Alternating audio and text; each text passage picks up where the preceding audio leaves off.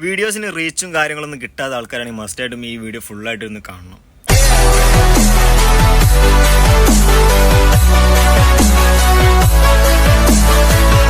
എൻ്റെ അനുഭവമാണ് ഞാൻ നിങ്ങളോട് പങ്കുവെക്കാൻ പോകുന്നത്. അതായത് ഞാൻ യൂട്യൂബ് ചാനൽ തുടങ്ങിയിട്ട് ഏകദേശം ഒരു 5-6 മാസമായിട്ടുള്ളൂ.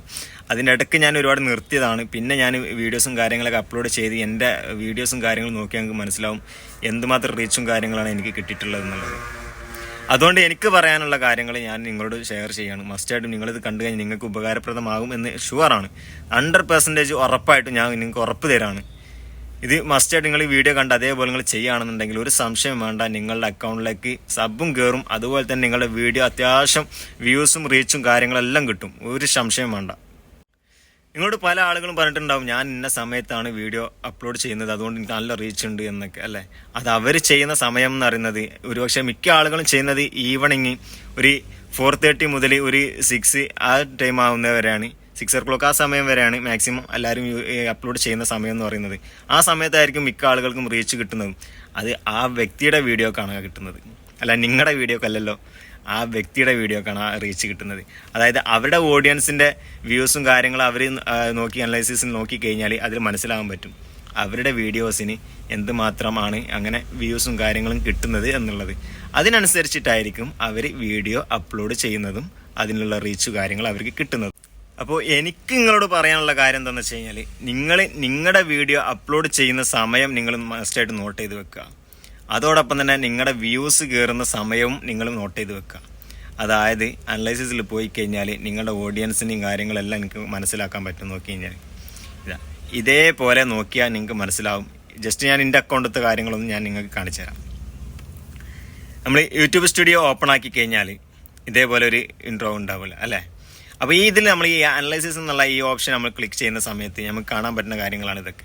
ഇതിൽ നമ്മൾ ഈ താഴോട്ട് ഈ നീക്കി കഴിഞ്ഞാൽ കാണുന്ന ഈ ഒരു ഓപ്ഷൻ ഉണ്ടല്ലോ, ഇത് ജസ്റ്റ് നോക്കിക്കഴിഞ്ഞാൽ നമുക്ക് മനസ്സിലാവും നമ്മുടെ വ്യൂസും കാര്യങ്ങളും എങ്ങനെയാണ് കയറുന്നത് ഇറങ്ങുന്നത് എന്നുള്ളതൊക്കെ. എപ്പോഴൊക്കെയാണ് നമ്മുടെ വീഡിയോസിന് കൂടുതൽ വ്യൂസ് കയറുന്നത് എന്നുള്ള സമയം നമുക്ക് മനസ്സിലാക്കാൻ പറ്റുന്നുണ്ടാവും. അപ്പോൾ അതിനനുസരിച്ചിട്ടായിരിക്കണം നമ്മൾ ഓരോ വീഡിയോസും നമ്മൾ അപ്ലോഡ് ചെയ്യേണ്ടത്.